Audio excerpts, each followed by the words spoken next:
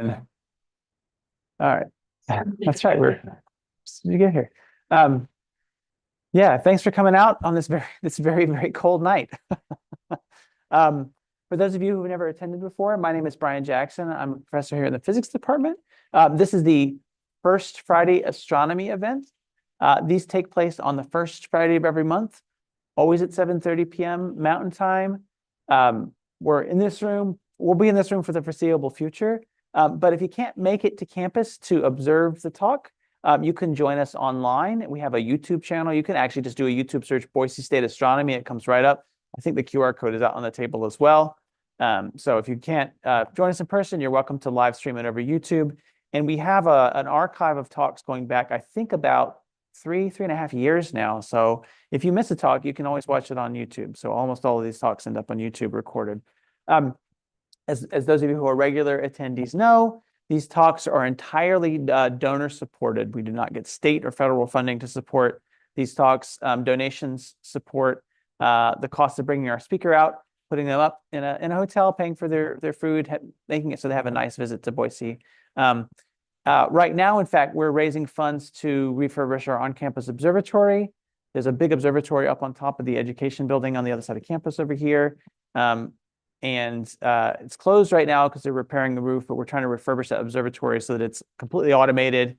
And so that would be a really useful facility for our teaching and research, but also for the outreach programs. Usually when the weather is clear and not too cold, we'll do stargazing after this event. Of course, it is completely fogged out tonight, so no stargazing, unfortunately. But keep an eye out for information about that. Again, you can just Google Boise State Observatory and you'll find our page to learn about that. That fundraising campaign to refurbish the observatory, I think I checked this morning, we are 97.96% of the way there. So if you're interested in helping out with that, there's information out on the table. Help us get to that fund all the way raised. So thanks to those of you who have supported it so far. We really appreciate all of that. Let's see. So we have a really great season of talks lined up for the spring as well. So if you didn't grab a flyer out on the table, feel free to grab one on the way out. We have talks going basically from January all the way through April. I think the first talk of the year is on January 3rd. I think that's the first Friday of January. So please feel free to join us for that. Okay. And with that, let me introduce tonight's guest speaker. We're very fortunate to have Dr. Lori Pigue. I've been assured that that's the right way to say it. Dr. Pigue has a bachelor's degree in geology and in education in biology.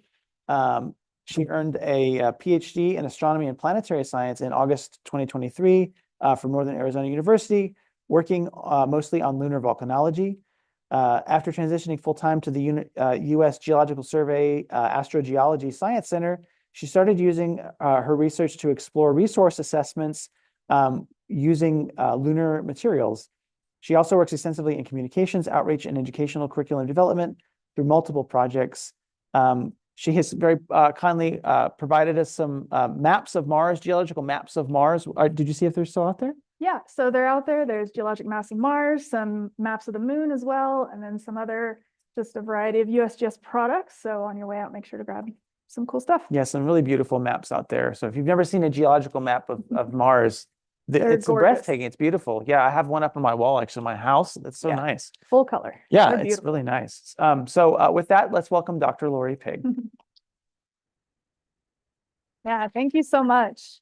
So my talk today called Turning Rocks into Rocket Fuel. And then the rest of it is a little bit more complex. Orbital spectroscopic investigations of the lunar surface from the visible to the thermal infrared. And we'll work through all of this. So by the end of it, it's a little bit harder to see now. Great. Yeah. Yeah, we can see it really good. So we'll work through what all of these mean. So by the end of it, you'll be experts in spectroscopy from the visible to the thermal infrared as well. So a little bit about me. Oh no, it's not working now. Let's see. Yep.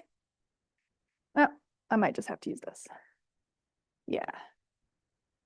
And click it. Yeah, there we go. Okay, so we'll see if it works from now on. So a little bit about me. I'm currently a physical scientist with the U.S. Geological Survey at the Astrogeology Science Center. So at astrogeology, we mostly work on doing things like geologic mapping and different types of geology and things like that, just looking at planetary bodies other than Earth. I did my PhD at Northern Arizona University, mostly looking, like Brian said, at lunar volcanology, and then transitioned a little bit into lunar resource assessments. I'm what's called a registered geologist, or in some states, it's also called a professional geologist or a licensed geologist, but I don't use that much anymore, mostly just because of the nature of my work. And I'm called what an American Society of Testing and Materials defined environmental professional. And here in a second, I'll tell you sort of what that means. So initially, I grew up in the Midwest. I was brave enough to put a photo of me from high school up onto this, but in the Midwest, there's not a whole lot of volcanoes. But in undergrad, one of the things that I started investigating and getting really into were volcanoes. I did my Bachelor of Science in Geology and a Bachelor of Science in Education in Biology. And this is a photo of me from undergrad, and you might notice a USGS hoodie. And that was one of the things that I did in undergrad after doing a study abroad in New Zealand.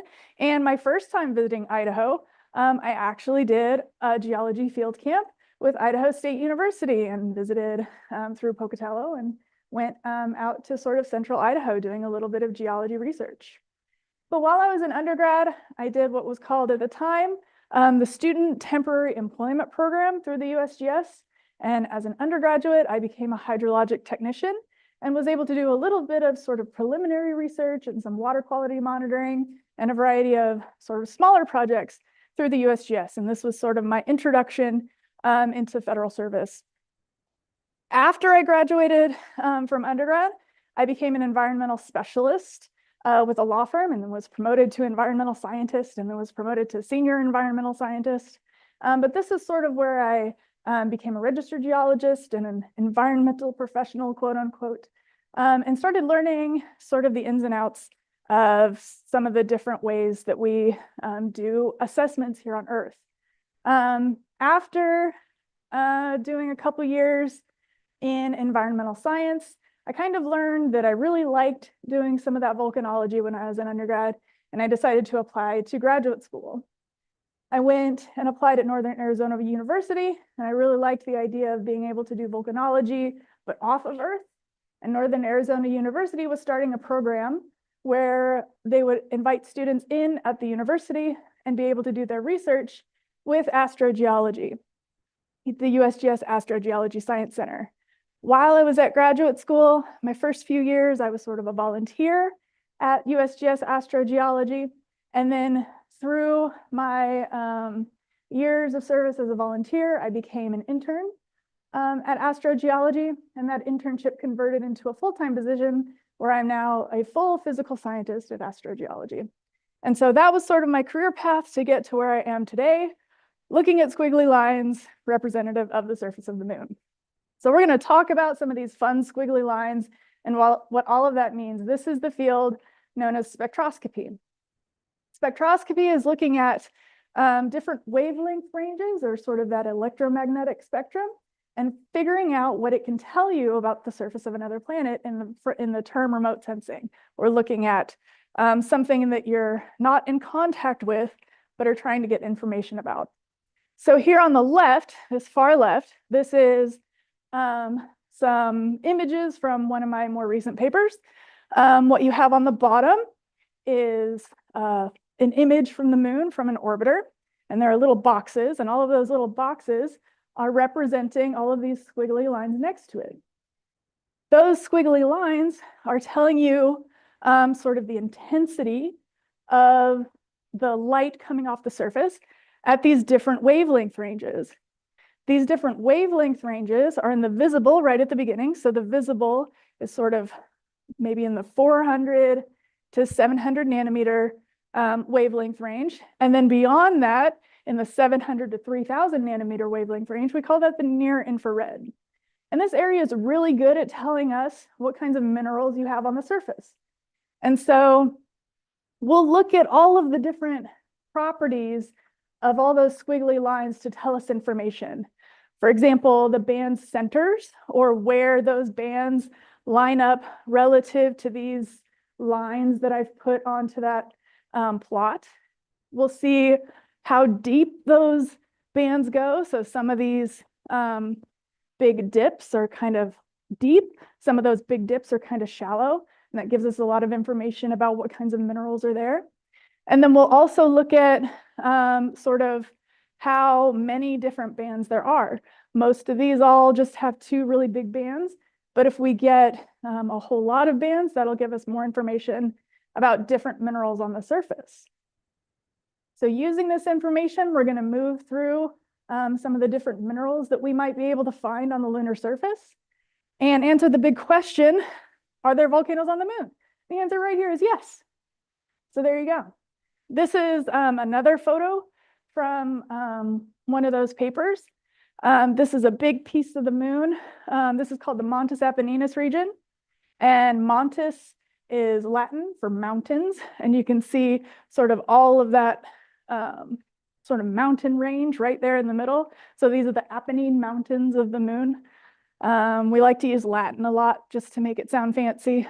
But really, all of these little yellow circles, those are all areas where we've identified some explosive volcanoes on the moon. Some areas where over 2 billion years ago, the moon was erupting in some of these big explosive volcanoes.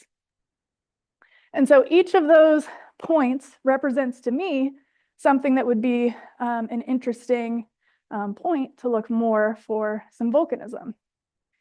So the moon formed about 4.5 billion years ago from an impact between something that was a little smaller than Earth, we call it a proto-Earth, and something about the size of Mars. And when the two impacted the whole system, you had the separation of two different bodies, and both were very molten. And we called on the moon a lunar magma ocean. So imagine the magma of the whole moon. It was just covered with an ocean of magma. From that, you had the crystallization of a bunch of different things, creating a crust at the top of just that lunar magma ocean. And from under that crust, you have the eruption of different types of volcanoes.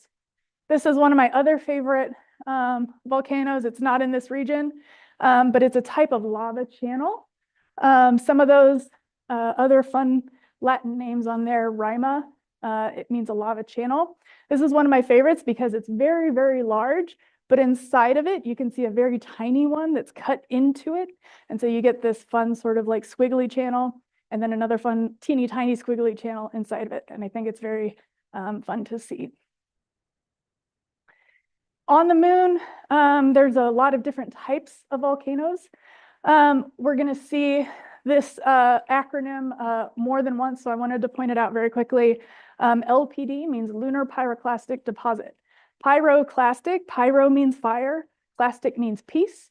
So a piece of fire. This is a site where there was once explosive volcanism. So this whole big green piece there, that's a site where there was once explosive volcanism. And this is a very, very large region where there was explosive volcanism. That yellow area around it was more explosive volcanism, but it's sort of in the range of maybe a little bit less material that's explosive volcanism, and it's mixing with the material around it. The material just to the left of it, or in this map to the east, called mare. Those are those big dark areas that you see on the front side of the moon, the near side of the moon. That's a type of effusive volcanism or lava flow. Mares are actually big lava seas. Mare means sea in Latin. And so these are sort of more like flood basalt type lavas. And then Rima was that, Rima and Ril, those are sort of those Latin words that mean lava channels. And that sort of white part is the specific lava channel, and the blue part around it are the lava flows that overtopped the sides of that lava channel and filled that valley. And then the areas on the outside, on the west or on the right side of that image, are the highlands. Those are those bright areas that we see on the rest of the moon. And so this is an area where we see a lot of different types of volcanism. We have the mare flood basalts, we have the explosive volcanic deposits, we have the lava channels, And so what I'm looking for a lot of times in some of this research is how do we see some lunar volcanism that's different than the volcanism that we see here on Earth? You know, we see craters at the moon and we have all of these lava flows, but how are those lava flows different than lava flows that we see on the moon?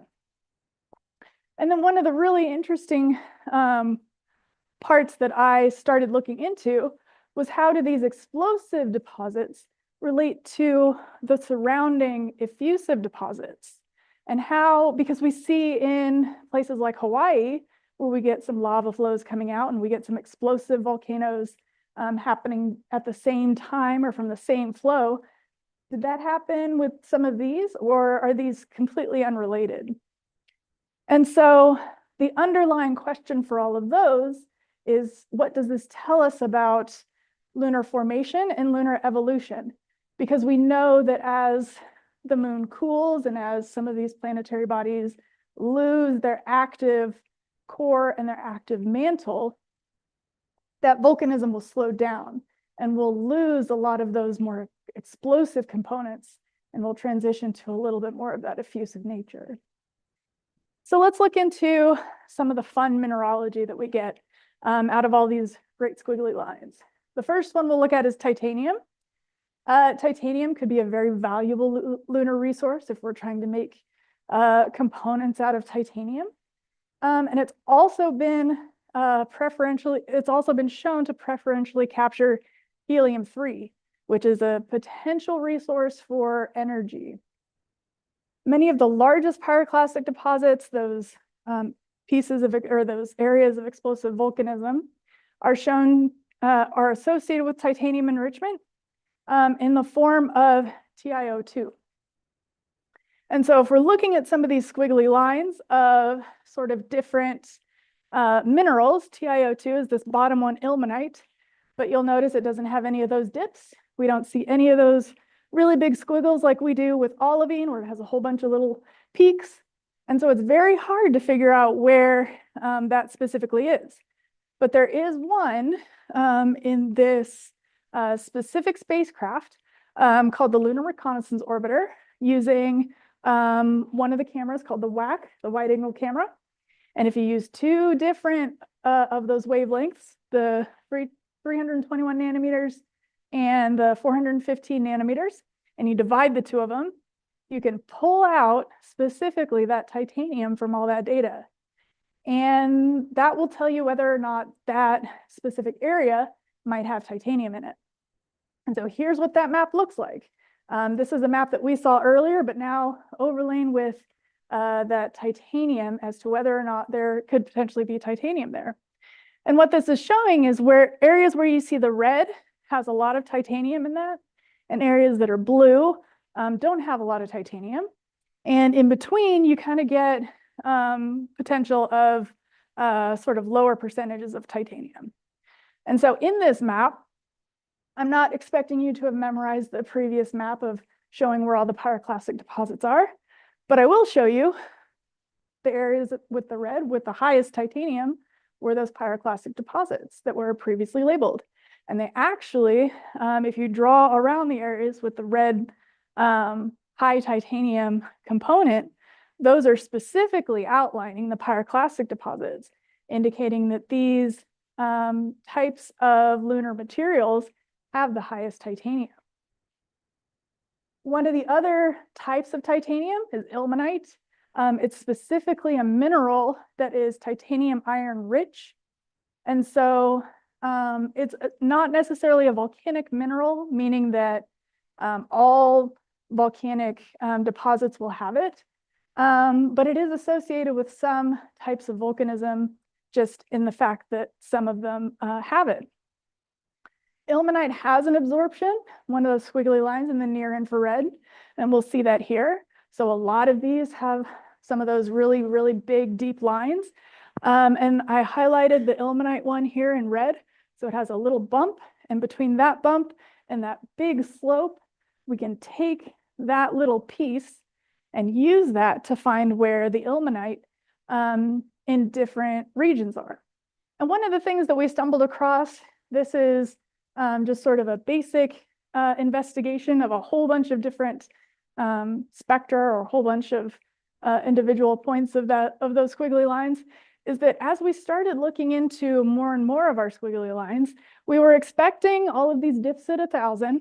We were expecting all these dips at 2,000, but we couldn't figure out what all those bumps at about 1,500 were. And so when we isolated them and we got this map showing an association with where they were to where the titanium was, we started looking for ilmenite or looking for titanium minerals and found that the ilmenite content matched to where all those pyroclastic deposits were. And so when we matched it up to the titanium map that I just showed you and noticed that the areas that were high in ilmenite in our map and high in ilmenite in the original map, areas that were low in ilmenite in our map and low in ilmenite in the original map, it became very clear to us that what we were seeing specifically was ilmenite. One of the things that we started to notice, however, is some of these areas didn't match one-to-one. So areas where we had some ilmenite, but maybe it was low in our map, and some areas where it was high or moderate in the original TiO2 map, we started investigating further and realized that our map was showing specifically the mineral ilmenite, and this is total titanium. So the difference between the two represents other titanium minerals. And so now we're looking into what titanium is represented in this map that we're going to investigate further in the future. One of the other spacecraft that I get to work with is called Moon Mineralogy Mapper. It launched on the Chandrayaan-1 spacecraft in 2009. It's called a hyperspectral imaging spectrometer, which means hyper meaning a lot, essentially. It means that it measures a lot of the bands between a specific wavelength range. So it's 0.4 to 3 microns, 0.4 to 0.7 is that visible wavelength range. So we can see basically what our eyes see. And then beyond that to 3.0 is the near infrared, which we get a lot of minerals from. Again, it launched in 2009 and it mapped over 90% of the lunar surface. And this is one of those really cool, fun images that we get if we ratio some of the different really fun things. So we get in the blue, we get water. So we're noticing a whole lot of water at the poles. And in the other colors, we have specific minerals that we're able to really highlight in great detail.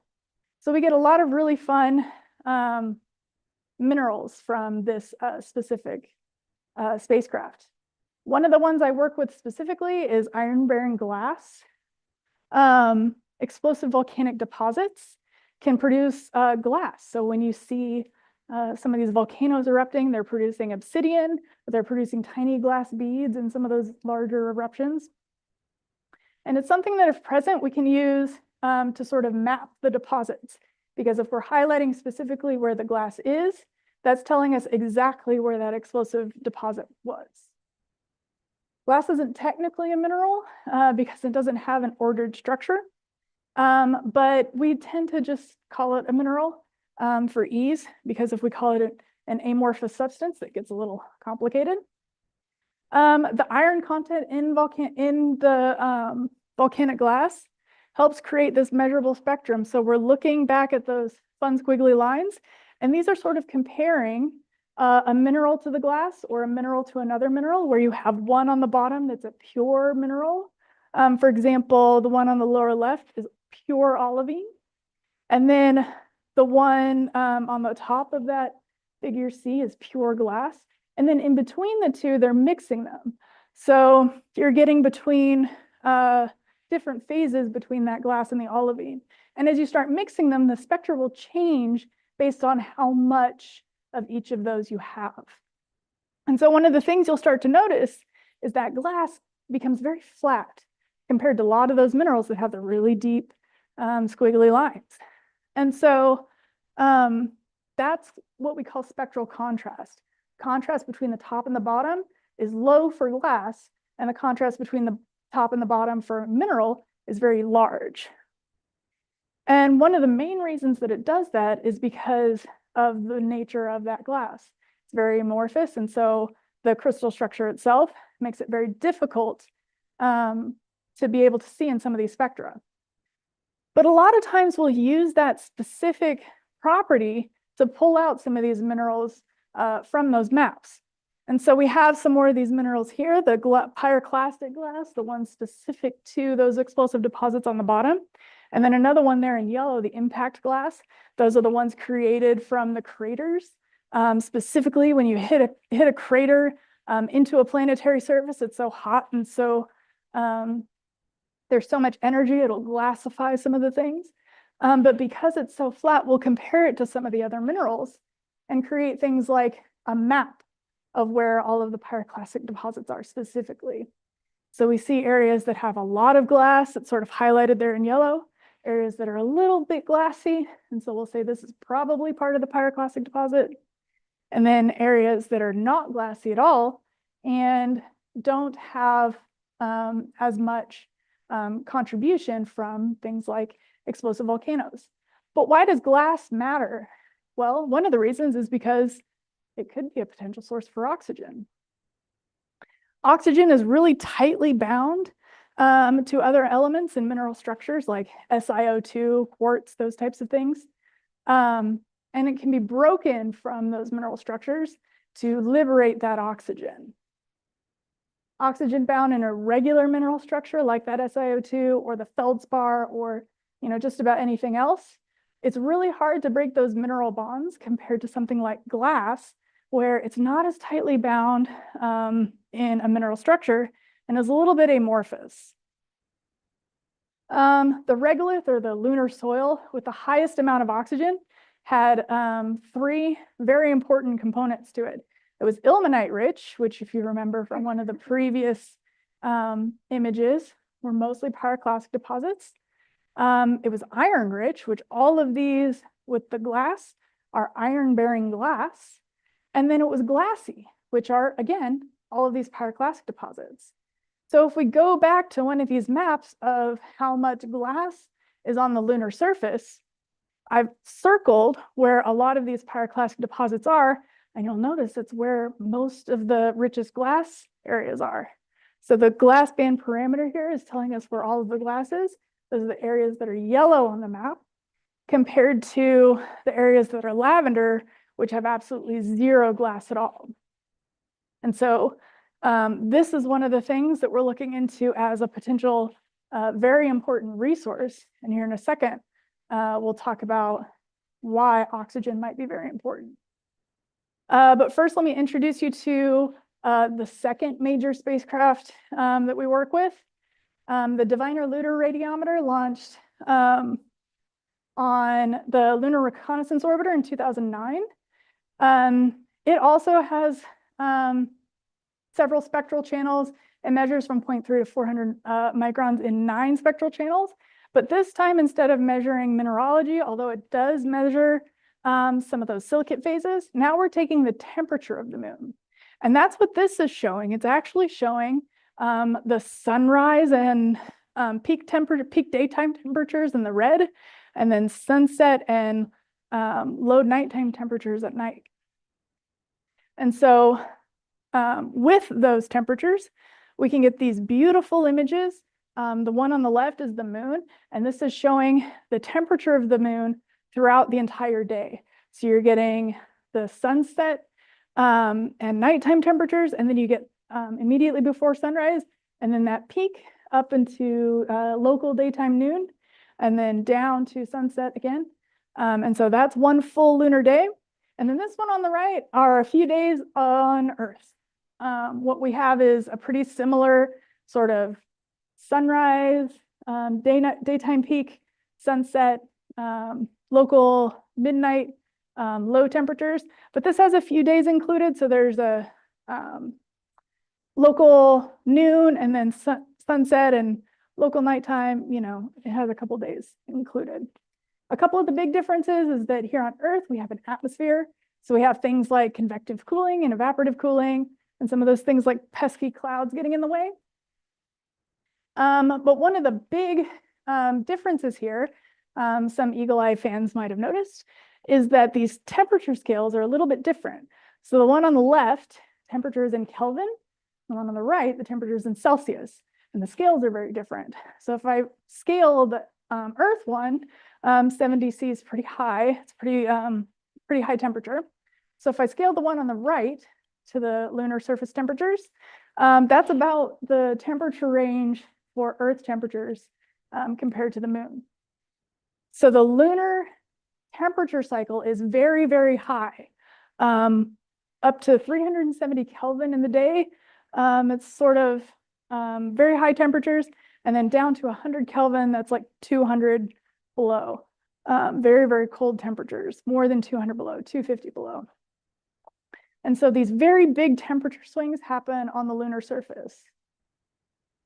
One of the really cool things that we can get from these temperature swings and using these temperature measurements is to get some of the thermal and thermophysical properties from the surface. The thermosignal, I think we've all sort of probably experienced. If you put your hand on a large dark rock, it feels very different during the day. It feels very different than if you put your hand on sort of white sand during the day. And we can use that kind of information to get a lot of information from the surface. Some of the large pyroclastic deposits are generally homogeneous. They're sort of made of very similar things, and a lot of it is fairly well mixed. And they're very fine grained, so it's sort of like sand-sized pieces. The Mare regions, those big lava flows, have lots of craters, and they have a lot of rocks in it. One of the really cool things that we can do with these thermal signals is make maps showing where all the rocks are. So these areas where you see the red, that's where there are a lot of large rocks on the surface. And the areas in the blue are areas where there are very, very few large rocks on the surface. And again, this is the same size and scale of the maps before. So if you remember where the pyroclastic deposits are, that's where we see the fewest rocks on the surface. And this is for two reasons. Number one, we just mentioned they're very homogeneous. So there's lots of fine grain, and they're mostly made of very similar stuff. And number two, we call them a very fluffy regolith. So it's a very fluffy soil. And that fluffiness means that when they get hit by craters, you don't see those craters very often. They'll just sort of land into a fluffy, flowery type product, and they won't create a lot of rocks once they've impacted. So it's a very interesting type of material. One of the ways we measure this fluffiness is called the H parameter. And we use some of these temperatures to measure this thing called the H parameter.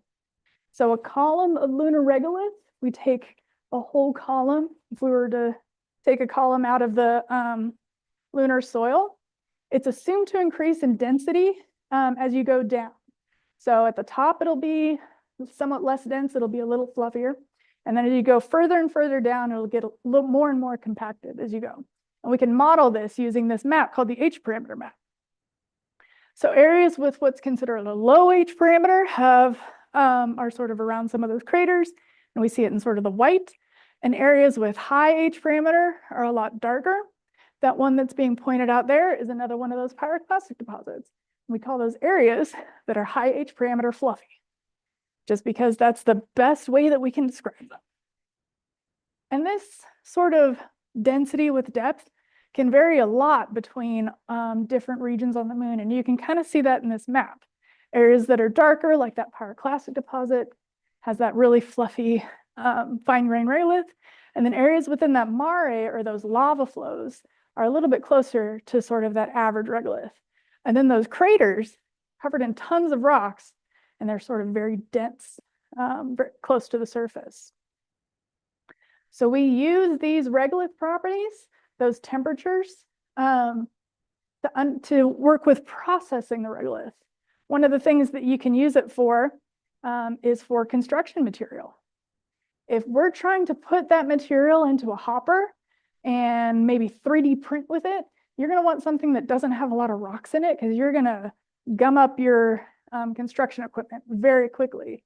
So if you want to find places that have homogeneous fine-grained material, these pyroclastic deposits make very good resources. So finally, what does that idea of rocks to rocket fuel mean? Well, in the field, we have a term called in situ resource utilization, ISRU. And this is the ability to generate the resources that you need from local resources and materials that you have. It's a lot more important when you're starting to go out into places like the moon or Mars, so that you don't have to take everything that you need from Earth with you to do the exploration that you need to do. Most of the focus right now is on polar water ice deposits, which is what we see in this image. All of those little blue spots are potential locations for where there might be polar water ice. And one of the reasons that we might want to use polar water ice is because water is a critical resource for oxygen and hydrogen. We want to use these components to potentially make rocket fuel. Oxygen's great for breathing. I love to breathe oxygen, but one of the things that we'll need to take with us for future exploration is rocket fuel, so that we don't have to continue taking all of that with us from Earth. However, one of the critical issues is that the polar water ice deposits are currently very, very poorly characterized. Our understanding right now is that there could be 0 polar water ice that's currently recoverable and available, or there could be gigaton deposits that are somewhere there at the poles waiting to be extracted. And so one of the things that I'm working with is the assumption that there are other materials that can provide important resources for exploration. There are about 150 to 200 sites where this explosive volcanism once occurred, and these could be potential deposits that could be a source for oxygen, for metals like that titanium, and then construction material as well. And I believe that a single resource or a single source that can be used for multiple resources might be more beneficial than using one source for one resource. One of the things that the USGS is really great at doing in the past is looking at resource assessments in general. And this is a table from this circular. There's a bunch of them out on the table that are free if you want to grab one on your way out. That kind of goes over a few different ways to look at lunar resources and quantifying those, and working through how to start quantifying those. We will be extracting many of the resources that we need for space exploration from the lunar surface and subsurface. And so this starts working on whether or not we would be able to quantify them or qualify them in some situations, and then whether or not we are capable of recovering them right now. And if we're not right now, whether or not there's enough development in the technology to be able to do that in 30 years. So we're not necessarily only looking at whether or not we can do that right now, but if that's a possibility given future technology. We categorize, again, the resources by what we know about them, how well we can learn about them, and then if we can recover them. So it's sort of a combination of science and technology for future resources. I also included a QR code here of the Lunar Resource Assessment Guide, and I have it at the end as well. But one of the most important things that we could do for lunar resource assessments is continue to learn. We need to gather more information to conduct resource assessments, investigate new technologies on how to extract these materials or process these materials and use them. And then also we're generating new models on the feasibility of using them, as well as their access and in general their use. The circular, both in the physical copy and the online copy, has a whole bunch of different ways that there are studies that can be added to the sort of compendium of future lunar resources.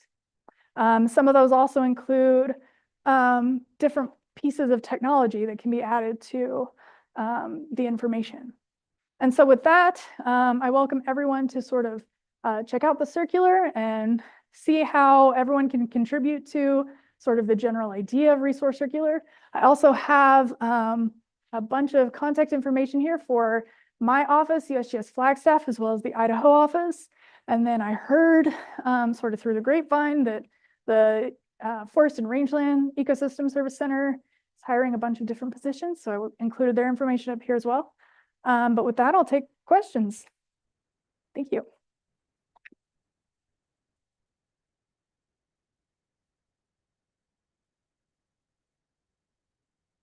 Yeah.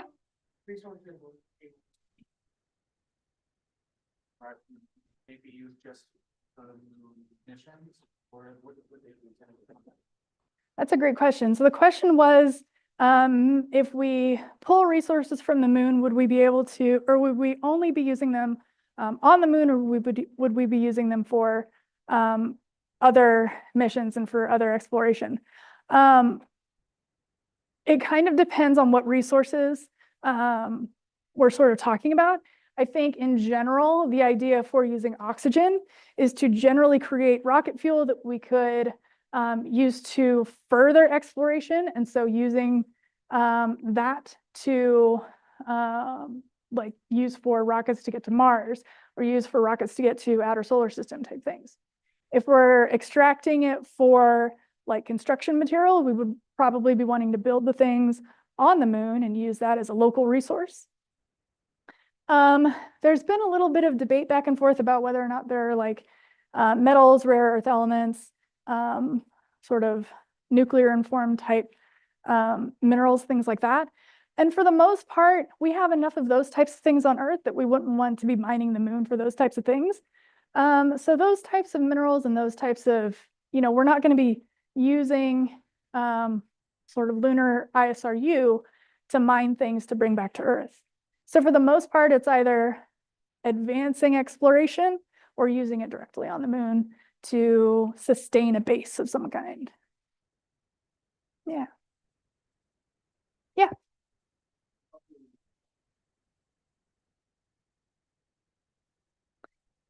Yeah, so the question was, what would recovering the water ice at the lunar poles look like?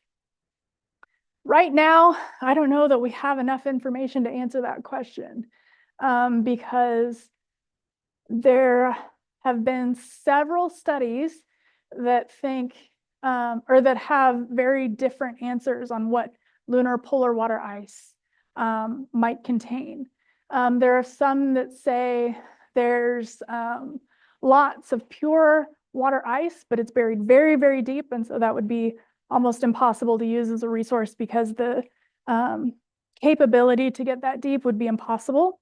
There are some studies that suggest maybe there's enough recoverable water ice close to the surface, but it's sort of mixed up so much with the soil and the regolith and the rocks close to the surface that it's too difficult to sort of separate the water ice from the sort of scratchy, abrasive soil. I think the best answer would be that we need more answers. We need more landers, more rovers, more things physically on the ground at the South Pole to answer the question of how recoverable is the polar water ice right now. Yeah. Yeah. That's a great question. The question was, who has the rights to recover resources on the moon? So in the Moon Treaty and the Artemis Accords, no one has the rights to claim land on the moon. However, everyone is able to extract resources and process things pretty much freely. So it's sort of an in-between circumstance where you can't stake a mining claim necessarily, but you can extract the resources and process them and use them how you want. Yeah, the Moon Treaty and the Artemis Accords are a very interesting group of documents for sure.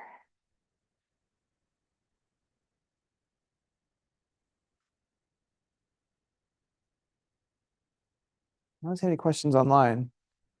Anything else? Yeah, please at the front. So using spectroscopy spectroscopy, we can figure out what's on the surface. And obviously we can have land or a rover or something to figure out what's deeper in. Is there any planned expedition or anything to find or discover what's there? And the potential location.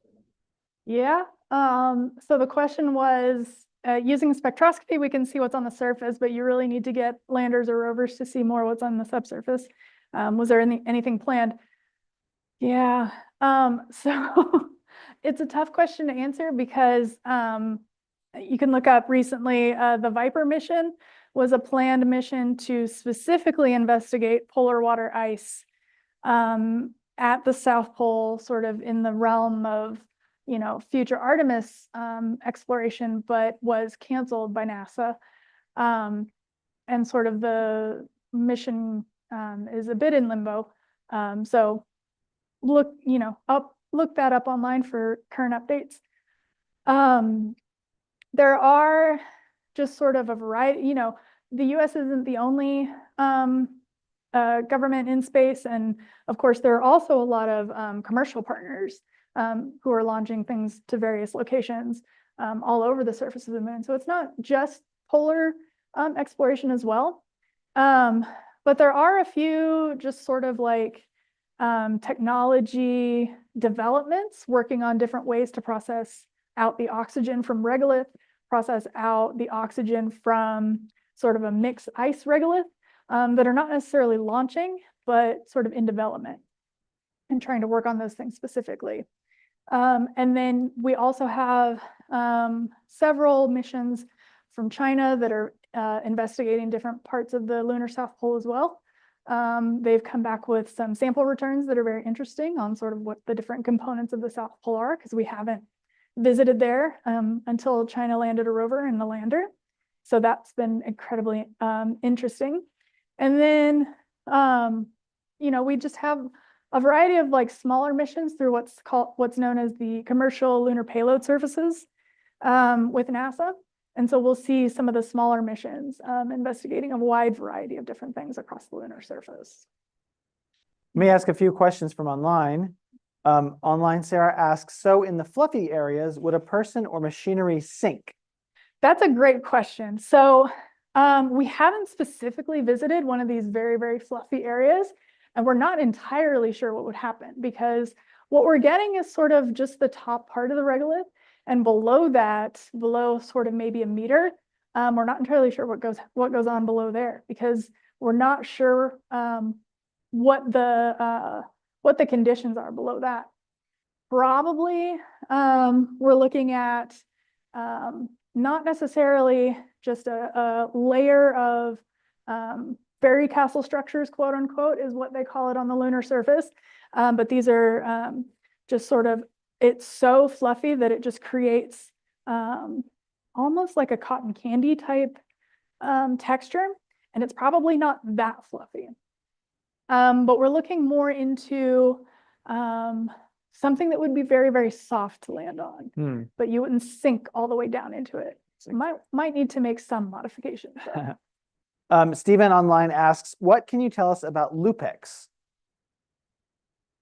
Lupex. I don't know that I'm familiar with that. Yeah, I'm not familiar with that either, actually. Stephen, you'll have to send us an email. I don't know if we've heard of Lupex.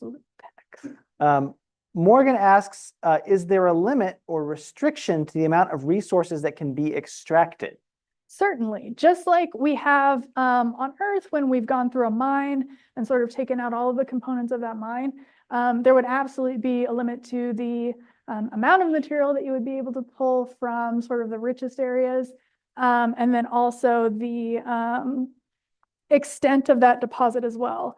Let me see if I can go back to one of the pyroclastic deposit maps that we've done. Oh, that was one of them. So these maps where we show two different regions of a pyroclastic deposit, we have the one in the area where it says thick pyroclastic deposit and the area around it in green where it says diffuse pyroclastic deposit. this would be the type of area that maybe if we're sort of pulling that material out to process it for glass or ilmenite or whatever it is that we're trying to pull from there, we would only want to take the thick pyroclastic deposit, quote unquote, because the diffuse pyroclastic deposit, you might not get the same sort of return on investment if using those types of terms. But one of the main reasons that we sort of do a lot of these investigations is that we are wanting to make sure that if we go to a deposit for the intention of using those resources, that we're not just sort of strip mining the moon and taking everything from it and just using it without getting anything out of it. If we were to take this whole thing and try to use all of it, you might not get anything from it. And so we want to make sure that if we go there, go to that deposit and try to use those resources, that you're actually going to get something out of it and not just use it for no reason. Stephen clarifies that the LUPEX mission is the Lunar Polar Exploration Mission, which is a collaboration between India and Japan. Oh, yeah, I'm not familiar with it, but I might look it up Okay. and learn more. Well, there you go. Now we're learning both directions. That's Wow. awesome. Okay. Thanks, Stephen. Let's see. Carson asks, does your work primarily focus on the geological makeup of the surface, or does it also incorporate the topology of the surface or other geological formations? So it's a combination. One of the main things that these pyroclastic deposits are very beneficial for is being flat. One of the very first things I was looking into was called trafficability, or the ability to get near or onto a deposit without your rover tipping over because you hit a rock, or driving too far up a slope and not being able to get there. So one of the main benefits of pyroclastic deposits is that they sort of erupt and blanket an area and just sort of suppress all of the topography around them because they're just like very flat and very low. Again, more benefits for these specific deposits over something like polar water ice, which is in an area that is very high topography. Everything just goes up and down because it's all mountains and it's all craters and it's all very hard to work with. And so you land something anywhere there, it's going to tip over. So a large part of sort of the conversation of whether or not to land somewhere is topography. Yeah, that's really interesting. Connor asks, are there any indicators of higher He3 deposits on the moon compared to deposits on the Earth? I'm not really familiar with many helium-3 deposits on the Earth, but for now, we haven't measured specifically helium-3 emplacement to my knowledge on the moon. There is indications that areas with ilmenite might, again, preferentially concentrate helium-3 because of the way that those minerals and the way that it interacts with the surface. Helium-3, in theory, should just sort of attach to the lunar surface a little bit easier than it would on Earth, just because Earth's atmosphere likes to get rid of things that it doesn't like. And things that it doesn't like are things that are ionizing. But on the moon, one of the things that a lot of folks are considering using are things that get delivered through space, or not space weathering, but solar radiation or extrasolar radiation. And helium-3 is one of those sort of delivered from not on Earth or not on the moon. Yeah, great. Anything else? Okay, with that, let's thank our speaker. Have a nice holiday, and please join us again in January. I'll go to the end real quick. If anyone wants to get those QR codes. Oops, not that one. That one. Sure.